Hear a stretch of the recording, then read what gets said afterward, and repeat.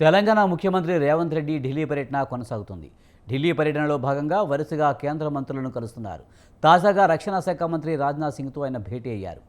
Gandhi Sarovar project కోసం 98.20 ఎకరాల రక్షణ శాఖ భూములు తెలంగాణ ప్రభుత్వానికి బదలాయించాలని కోరారు. మూసీ, ఈసీ నదుల సంగమం సమీపంలో గాంధీ సర్కిల్ ఆఫ్ యూనిటీ నిర్మాణాన్ని చేపట్టనున్నట్లు తెలిపారు.